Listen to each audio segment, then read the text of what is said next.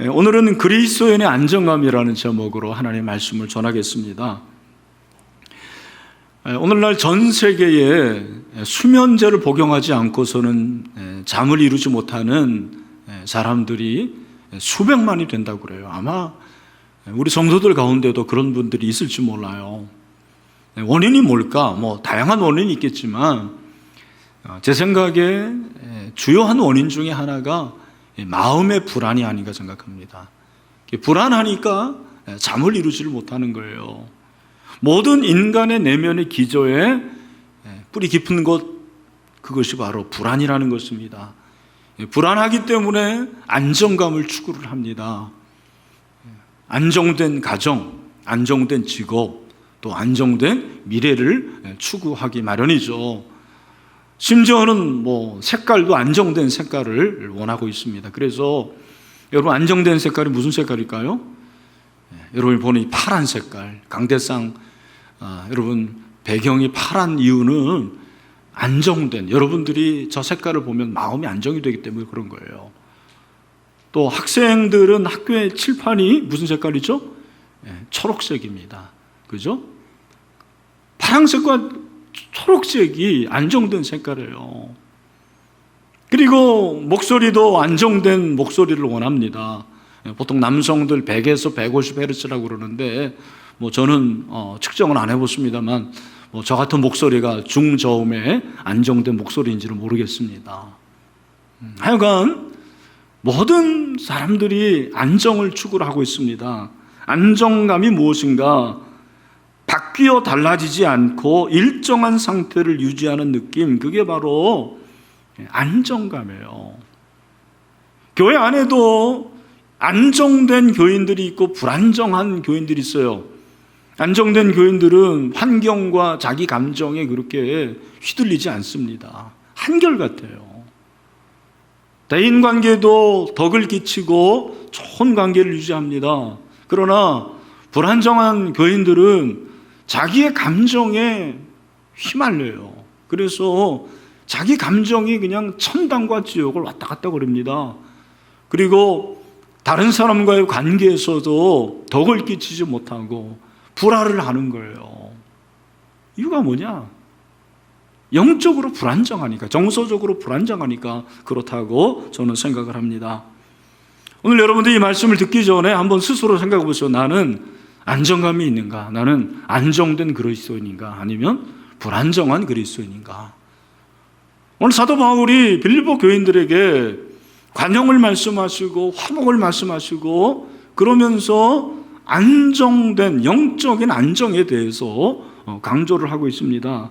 6절이죠. 우리 6절, 7절 말씀을 다 같이 한번 읽어보도록 합시다. 시작. 아무것도 염려하지 말고 다만 모든 일에 기도와 간구로 너희 구할 것을 감사함으로 하나님께 아뢰라. 그리하면 모든 지각에 뛰어난 하나님의 평강이 그리스도 예수 안에서 너희 마음과 생각을 지키시리라. 아멘. 여기 보니까 하나님의 평강이 너희 마음과 생각을 지키신다. 이 하나님의 평강이 안정감이에요. 하나님께서 빌립보 교인들에게 그런 안정감을 약속을 하셨다라는 거예요. 그러면 언제 그런 안정감을 주신다고 그랬어요? 오늘 말씀해 보니까 이제 자막에 나올 텐데 한번 보십시오. 아무것도 염려하지 말고 다만 모든 일에 뭐와? 기도와 그 다음에 간구로 너희 구할 것을 감사함으로 하나님께 아뢰라. 여러분, 여기 기도와 간구와 구할 것은 같은 말이에요. 기도입니다. 이 기도가 다 뭐에 걸리냐면 감사함에 걸리는 거죠. 감사함으로 기도하고 감사함으로 간구하고 감사함으로 아뢰라. 그리하면 하나님께서 안정감을 주실 것이다. 그렇게 말씀을 하고 있습니다. 여러분, 그리스도인의 안정감이 어디에서 오느냐? 감사의 기도로 온다는 걸 알 수가 있어요. 내가 안정된 그리스도인인가 어떻게 알 수 있습니까? 시험을 당하고 환난과 그리고 고난 가운데서도 굴하지 않고 정말 하나님 앞에 감사함으로 기도할 수 있느냐? 그걸 보면 안다라는 것입니다. 여러분, 예수님이 바로 그런 분이었습니다. 예수님처럼 안정된 분이 어디 있습니까? 그분은 신실하신 분이죠. 어저께나 오늘이나 동일하신 분입니다. 그 예수님이 오병이어를 가지고 5,000명을 먹입니다. 어떻게 하십니까? 마태복음 14장 19절에 보니까 무리를 명하여 잔디 위에 앉히시고 떡 5개와 물고기 2마리를 가지사 하늘을 우러러 축사하시고 떡을 떼어 제자들에게 주시매 제자들이 무리에게 주니, 여기 축사한다라는 것은 귀신아 물러가라 그게 아니고 축복하고 감사하는 기도를 말하는 거예요. 하나님께서 그의 아들 예수 그리스도를, 그 기도를 들으시는 놀라운 역사가 일어나는 거죠. 심지어는 나사로를 살리시는데도 요한복음에 보니까 11장 41절에서 돌을 옮겨 놓으니 예수께서 눈을 들어 우러러 보시고 이르시되 아버지여 내 말을 들으신 것을 어떻게 하나? 감사하나이다. 무엇을 말합니까? 감사의 기도를 드린 것을 말하는 거죠. 나사로를 살리기 전에 예수님께서 감사의 기도를 하십니다. 나사로야 나오너라. 여러분, 나사로가 죽음을 이기고 예수님의 말씀대로 부활하는, 살아나는 기적이 일어나게 된 줄로 믿습니다. 여러분, 우리가 여기서 주목해야 될 사실이 있습니다. 그게 뭐냐면 우리가 감사함으로 하나님께 아뢰는 걸 모르는 사람은 없어요. 그걸 모르는 사람이 누가 있겠습니까? 그러나 감사함으로 하나님께 기도하는 거, 감사의 기도를 하는 게 쉬워요? 어려워요? 네, 결코 쉽지 않습니다. 어렵습니다. 이유가 무엇입니까? 감사의 기도를 방해하는 것이 있기 때문입니다. 감사의 기도를 방해하는 게 뭐예요? 오늘 본문에 보니까 염려라고 그러는 거예요. 그런데 여러분, 염려를 말하는데 사도 바울이 뭐라고 말하냐면 염려하지 말라 그렇게 말한 게 아니고 아무것도 염려하지 말라요. 아무것도 염려하지 말라. 이게 중요하다고 생각합니다. 우리가 왜 아무것도 염려하지 말아야 될까요? 어떤 일은 우리가 염려를 하지 않아요. 주로 어떤 일입니까? 좋은 일, 행복한 일, 기분 좋은 일. 네. 또 여러분이 생각할 때 참 이게 너무너무 감사하다, 그런 일은 누가 얘기하지 않아도 염려하지 않고 감사하는 거예요. 그러나 어떤 일은 우리가 염려할 수밖에 없는 거예요. 왜냐하면 우리가 세상을 살아가는 데 있어서 행복한 일, 또 좋은 일, 그리고 내 마음에 원하는 그런 일만 생기는 게 아니거든요. 굳은 일이 생깁니다. 슬픈 일이 생기고 가슴 아픈 일이 생깁니다. 시험과 고난을 우리가 만날 수가 있어요. 그런데 그때도 염려하지 말라라고 그렇게 말씀을 하시는 거예요. 저는 그런 의미에서 그리스도인은 느낌표를 좀 많이 사용해야 된다고 생각을 해요. 감동이 좀 있어야 돼요. 제가 보니까 신앙생활 오래 할수록 감동이 없어요. 신앙생활 오래 할수록 감탄사를 많이 사용하지 않아요. 그냥 그게 그렇고 당연한 거고. 네.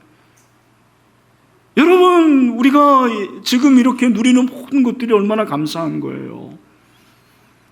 감탄사 여러분 언제 사용합니까? 느낌표 언제 사용합니까? 내가 너무 좋고 행복하고 뭔가 감동을 받으면은 느낌표를 사용하는 거 아닙니까? 교인들이 제일 많이 사용하는 느낌표가 뭐예요? 모르시네. 할렐루야 합니다. 할렐루야. 할렐루야는 인사가 아니에요, 사실은. 할렐루야는 감탄사예요, 감탄사. 하나님이 놀랐구나. 하나님의 이름을 찬양해야 되겠구나. 할렐루야. 어떤 감탄사를 우리가 사용합니까? 와, 대단하다. 오, 그런 거 사용하지 않습니까? 요즘에는 또 와우라는 감탄사를 사용합니다. 저희 가정은 와우 대신에 와수를 사용합니다. 사연이 있는데 저희 가정 그 단톡이 있는데 얼마 전에 너무너무 감사한 일이 있어가지고 제가 급하게 단톡에 와우를 올린다라는 걸 오타를 내가지고 와수 그랬어요. 그랬더니 우리 애들이 그 다음부터는 무조건 와수 그럽니다. 와우라는 거 얼마나 좋은 건지 모르겠어요. 와, 하나님이 놀랍구나. 하나님의 은혜가 참 대단하구나. 감사하다. 감격스럽다. 그런 고백인 거죠.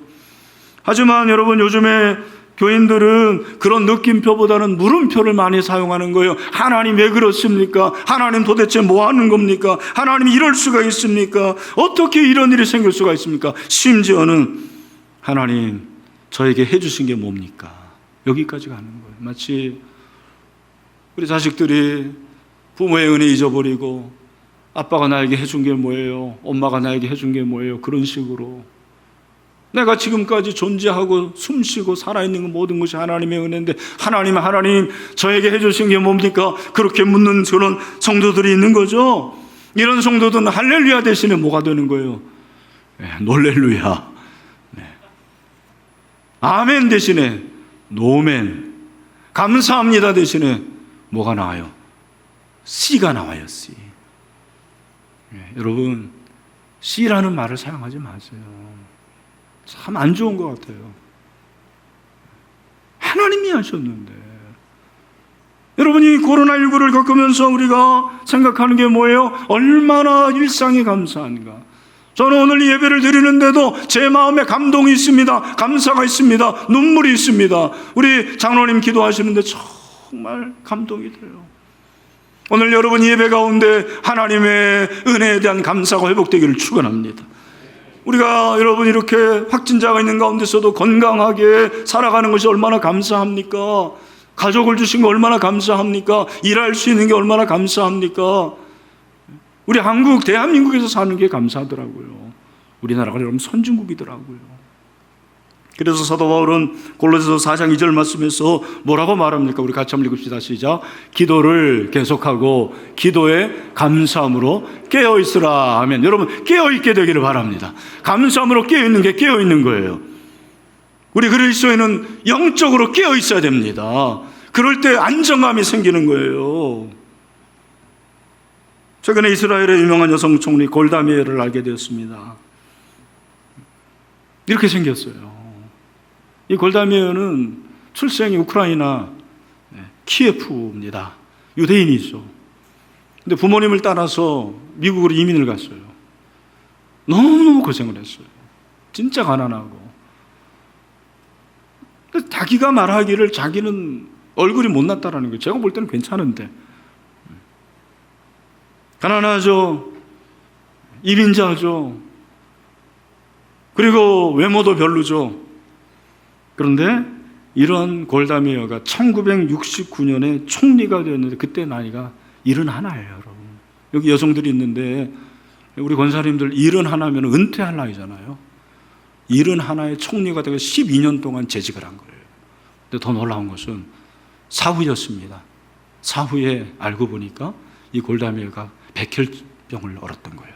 근데 알리지 않고 끝까지 자기가 이 백혈병과 사투를 벌였습니다. 그는 백혈병과 사투를 벌이면서도 자신의 직분을 감당을 합니다. 나약하려 할 때 하나님을 붙드십니다. 그녀가 이런 고백을 합니다. 들어보세요. 나는 내 얼굴이 못생긴 것에 감사한다. 나는 못났기 때문에 기도했고 못났기 때문에 열심히 공부했다. 나의 약점은 이 나라에 도움이 되었다. 나의 절망은 하나님의 소명을 깨닫는 기회가 되었다 그랬어요. 나의 못남, 나의 연약감, 나의 부족함이 오히려 하나님의 소명을 깨닫는 기회가 되었다고 고백을 하는 거예요. 환경에 정복당하지 않고 오히려 감사함으로 하나님께 나갔습니다.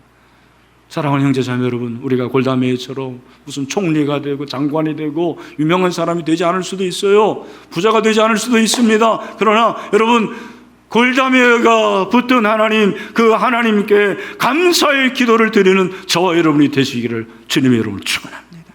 그럴 때 하나님의 놀라운 은혜를 주시고 우리의 마음이 너무너무 든든한 거예요. 왜? 영적인 안정감이 생기니까. 이런 은혜가 우리 모든 성도들에게 임하게 되기를 주님의 이름으로 축원합니다. 또한 여러분, 오늘 이 말씀에 보면 거기서 끝나지 않습니다. 내가 안정된 그리스도인이지 어떻게 하느냐?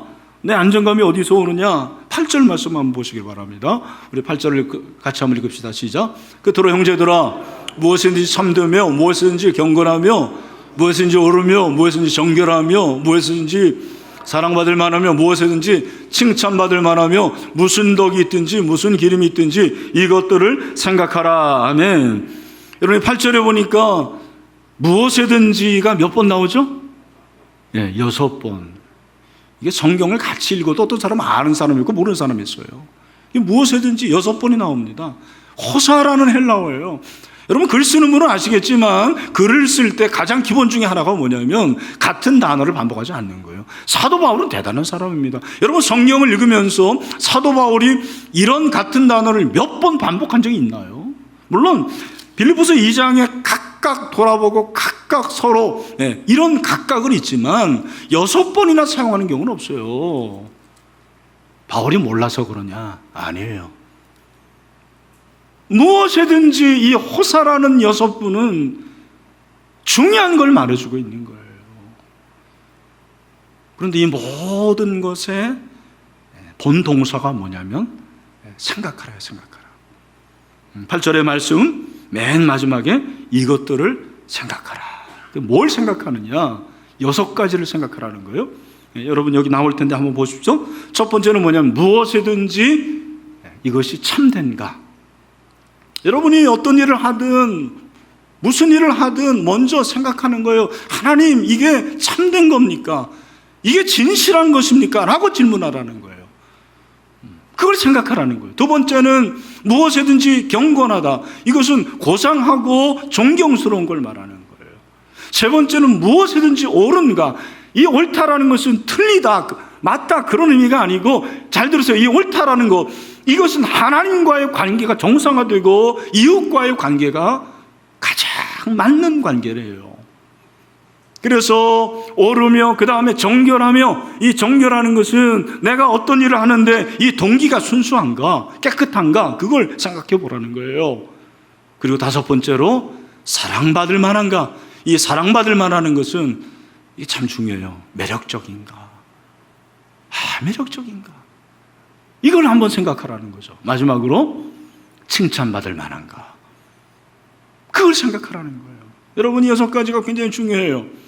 그래서 저는 이 6가지를 앞자만 따가지고 참경, 올정, 사칭 한번 따라합시다.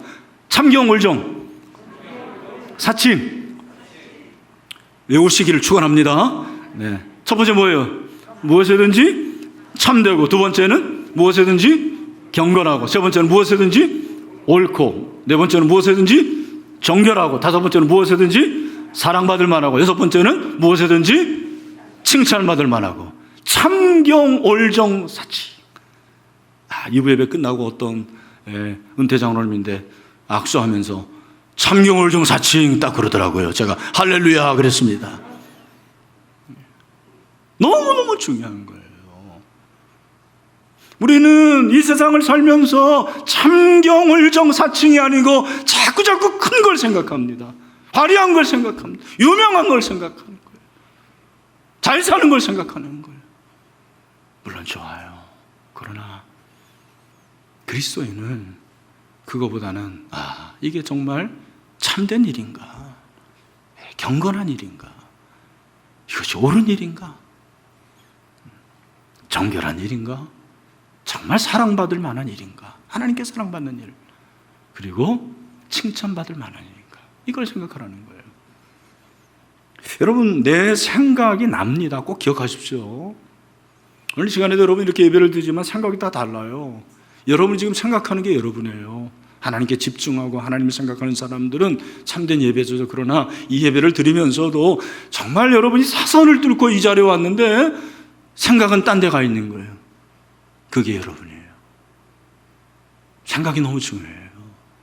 그래서 솔로몬은 뭐라고 말합니까? 잠언서 23장 7절에서 중요한 걸 말해주겠습니다. 대저 그 마음의 생각이었다면 그 위인도 그러한즉 그가 내게 먹고 마시라 할지라도 그의 마음은 너와 함께 하지 아니함. 여러분 이 말씀 중에서 어려운 게 그 위인도 그러하다. 이 위인이 뭐냐면 위대한 사람을 말하는 게 아니고 이 위인이 뭐냐면 됨됨이를 말하는 거예요.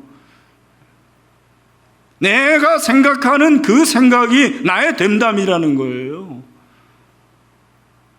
생각이 너무 중요해요. 우리가 어떤 생각, 바로 이 6가지를 하는데 어떻게 이런 생각할 수 있습니까? 참경, 올정, 사칭.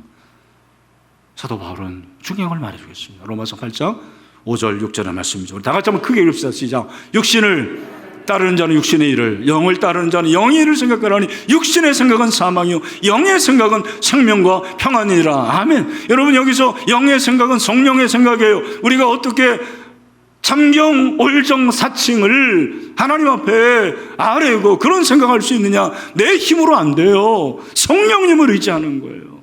성령님, 제가 이 일을 하려고 그러는데 이거 옳은 겁니까? 참된 겁니까? 경건한 겁니까? 정결한 겁니까? 이것이 사랑받을 만한 겁니까? 이것이 칭찬받을 만한 겁니까? 성령님께 구하셔요. 그리고 제가를 받으세요. 그래, 하나님께서 진짜 그렇다 이렇게 말씀하시진 않지만 우리에게 마음을 주십니다. 말씀을 주세요. 그러면 그 말씀을 어떻게 해요? 그 생각을 행하는 거예요. 그래서 오늘 9절에 보니까 우리 9절 말씀을 같이 한번 읽읍시다. 9절도 굉장히 중요한데 시작. 너희는 내게 배우고 받고 듣고 본 바를 어떻게 행하라. 그리하면 평강의 하나님이 너희와 함께 계시리라. 아멘. 그러니까 행하는 게 있고 생각하는 게 있어요. 그 전에 여러분, 무슨 덕이 있든지 무슨 기름이 있든지 이것들을 생각하라는 두 것도 있는데, 여기서 이 무슨 덕이라는 것은, 이 덕이 무엇입니까? 도덕적인 탁월함을 말하는 거예요. 저는요, 요즘에 어떤 생각하냐면, 한국 교인들이, 목회자들이 상식적인 생각하고 상식적인 행동만 하더라도 사회의 지탄을 받지 않는다고 생각해요. 오늘날 우리가 상식에도 미치지를 못해요. 세상의 도덕적인 기준에도 미치지를 못합니다. 이게 아픔인 것 같아요. 무슨 세상을 초월하고 그들보다 더 탁월한 도덕적인 그런 수준을 요구하는 것도 아닌데, 그러나 오늘 사도 바울은 오늘 분명히 말씀하고 있어요. 무슨 덕이 있든지 이 도덕적인 탁월함, 실천을 말하고 있어요. 그걸 생각하라는 거예요. 이게 과연 도덕적인가, 윤리적인가? 여러분, 제발 부탁합니다. 상식선에서만이라도 하세요. 사실은 그보다 더 뛰어나야 됩니다. 우리 신일교회 저뿐만 아니라 여러분 모두가 이 도덕적인 탁월함으로 그리스도를 드러낼 수 있는 그런 은혜가 있게 되기를 소원합니다. 무슨 기림이 있든, 이 기림이 뭐냐면 칭찬이에요. 칭송, 찬송. 이게 하나님께 영광 올려드리는 것이고, 이거 하면 사실 끝나는 거죠. 이게 하나님께 찬송이 되고 하나님께 영광이 된다 생각하면 행하는 거예요. 근데 뭘 행하느냐? 내게 배우고 받고 듣고 본 바, 이게 뭐예요? 이게 바로 말씀 아닙니까? 이게 말씀이죠. 이게 성경이죠. 이게 복음이죠. 예수님이 우리 가르쳐 주신 거죠. 이 성경을 왜 주셨어요? 읽으라고, 물론 읽어야 돼요. 묵상하라고 맞습니다. 암송하라고 맞습니다. 근데 최종적인 뭐예요? 행하라고 주신 거거든요. 저는 여러분들 오늘 이렇게 이 어려운 가운데서 이 자리에 나왔는데, 사랑하는 우리 신혜의 모든 성도들, 오늘 받은 이 말씀, 들은 말씀 하나라도 실천할 수 있는 은혜가 있게 되기를 주님의 이름으로 축원합니다. 우리가 그렇게 살아야 돼요. 그게 바로 그리스도인의 모습이에요. 그럴 때 삶이 좀 어렵고 힘들고 가난하고 슬프고 외롭더라도 든든한 거예요. 오늘 그걸 약속하셨어요. 그래서 오늘 말씀에서 제 마음에 가장 와닿는 거는 7절과 9절에서 공통적으로 사용하는 표현이 있습니다. 그게 뭐예요? 7절에 보니까 그리하면 모든 지각에 뛰어난 하나님의 평강이 그리스도 예수 안에서 너희 마음과 생각을 지키시라. 여기 보니까 우리가 그렇게 감사함으로 아뢰면 제 생각으로는, 제 상식으로는 그러면 응답해 줄게, 그렇게 나와야 될 것 같은데 그게 아니고 하나님의 평강이 너희 마음과 생각을 지키시리라. 뭘 약속하셨어요? 하나님의 평강. 여러분, 하나님의 평강이 저와 여러분에게 있는 것이 축복인 줄로 믿습니다. 그 하나님의 평강이 있으면 어떻게 되느냐? 모든 지각에 뛰어난 거예요. 그 하나님의 평강은, 그 하나님이 주신 안정감은 모든 지각에 뛰어나요. 어떤 중학생이 이 말씀 보면서 이야, 모든 지각에 뛰어난 하나님의 평강, 하나님도 지각을 많이 하셨나 보다, 이렇게 해석을 했다고 그래요. 무슨 말인지 모르는 사람은 나중에 저에게 오시기를 바랍니다. 여러분, 지각에 뛰어난 건 그런 지각이 아니죠. 이 지각을 뛰어났다는 것은 하나님이 우리에게 주시는 이 안정감은요, 우리의 이해와 논리를 초월하는 거예요. 정말 하나님이 안정감을 주시면 분명히 내 상식으로는 지금 슬퍼하고 눈물 짓고 실망하고 원망하고 절망해야 됩니다. 그러나 여러분, 우리가 감사함으로 하나님께 아뢰을 때 하나님이 주시는 이 안정감은 우리의 지각을 초월하는 능력이 있는 줄로 믿습니다. 이 은혜를 주님께서 주실 줄로 믿습니다. 그걸 말해주고 있는 거예요. 할렐루야. 그 다음에 9절, 너희는 내게 배우고 받고 듣고 본 바를 행하라. 그리하면 평강의 하나님이 너희와 함께 계시리라. 아멘. 하나님의 평강은 똑같은 거예요. 네, 똑같은 거예요. 하나님 지키신다, 하나님 함께 계신다, 그것도 같은 말이죠. 여러분, 이 말씀은 관계에서 해석을 해야 된다고 생각을 해요. 무슨 말이냐?